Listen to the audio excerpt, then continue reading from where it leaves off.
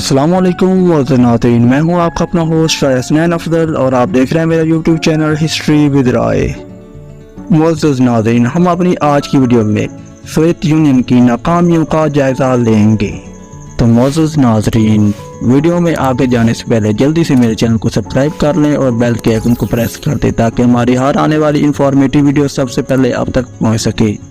मुअज़्ज़ज़ नाज़रीन, Soviet union जिसका गरूर उसका सर ले डूबा, ये मुल्क दुनिया का रकबे के लिहाज से सबसे बड़ा मुल्क। ये मुल्क कितना बड़ा था, इस बात का अंदाज़ा आप इस बात से लगा सकते हैं कि ये मुल्क आधे एशिया और आधे यूरोप तक फैला हुआ था। सोवियत यूनियन दुनिया की दूसरी बड़ी इकॉनमी का हामिल मुल्क, दुनिया की इतनी बड़ी ताकत और फिर नाकाम, आखिर क्यों? सोचने की बात है नाज़रीन। सोवियत यूनियन जंग अजीम अव्वल के तकरीबन 4 साल बाद दुनिया के नक्शे पर उभरता है। ये मुल्क 1922 में वजूद में आता है। नाज़रीन, ये मुल्क उस वक़्त दुनिया की वाहिद और पहली कम्युनिज़म स्टेट थी। जी हाँ, वाहिद कम्युनिज़म स्टेट। नाज़रीन, सबसे पहले मैं आपको ये बताता जाऊँ कि ये कम्युनिज़म स्टेट क्या होती है और इसमें किसी मुल्क का क्या फ़ायदा होता है। कम्युनिज़म स्टेट, जी हाँ, कम्युनिज़म स्टेट, इसका मतलब है टोटल गवर्नमेंट कंट्रोल। नाज़रीन, इस मुल्क में किसी की कोई अपनी जायदाद नहीं थी, किसी का कोई अपना ज़ाती काम नहीं था, जो कुछ भी था हुकूमत का था। इस कानून का मकसद मुल्क में रहने वाले गरीबों की ज़िंदगी में बेहतरी लाना था।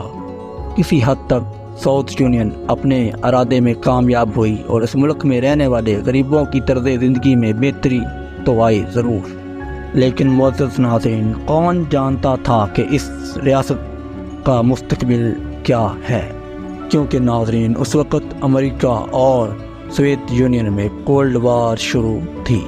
सोवियत यूनियन और अमेरिका के दरमियान शुरू होने वाली कोल्ड वार का ज़िम्मेदार मुल्क जर्मनी था।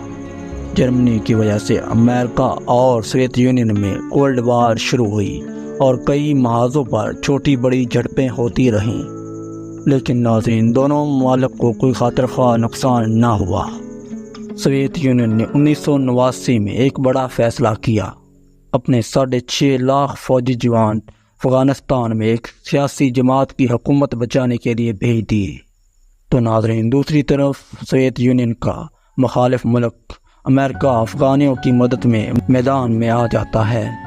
नाज़रीन, जैसे ही अमेरिका मैदान में आता है तो सबसे पहले पाकिस्तान से मदद तलब करता है उसकी अफवाज को अफ़गानिस्तान से निकालने के लिए।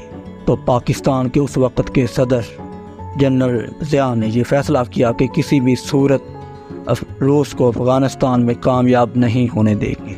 तो पाकिस्तान अमेरिका की मदद के लिए हामी भर लेता है। तो उस वक़्त कुछ अफ़गान माजरीन पाकिस्तान का रुख करते हैं। इन माजरीन को अमेरिका और पाकिस्तान मिलकर ट्रेन करते हैं और रूस की अफवाज के साथ लड़ने के लिए अफ़गानिस्तान भेज देते हैं। शुरू में तो इन माजरीन को कोई खातिर ख्वाह कामयाबी हासिल नहीं होती, लेकिन मुजाहिदीन अमेरिकन टेक्नोलॉजी का इस्तेमाल करते हैं, जिससे साउथ यूनियन की अफवाज को नाकामियों का सामना करना पड़ रहा था। नाज़रीन, ये नाकामियाँ इस कदर बड़ी कि साउथ यूनियन ने अपनी अफवाज को अफ़गानिस्तान से 10 साल बाद वापस बुलाने का फ़ैसला कर लिया। 1999 में साउथ यूनियन अफ़गानिस्तान से अपनी अफवाज को वापस बुलाता है। नाज़रीन, इस 10 साला जंग ने साउथ यूनियन की कमर तोड़ कर रख दी थी।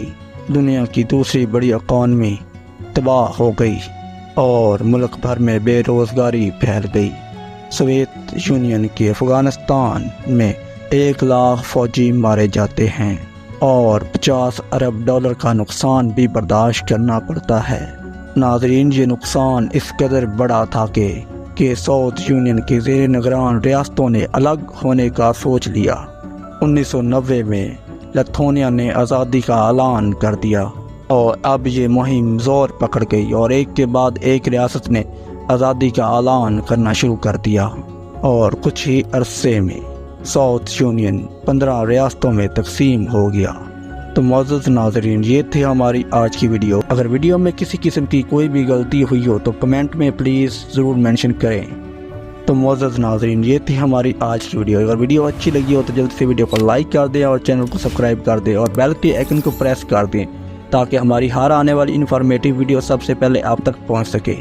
اب اپنے ہوسٹ حسنین افضل کو دیں اجازت. انشاءاللہ ملتے ہیں نئی ویڈیو میں.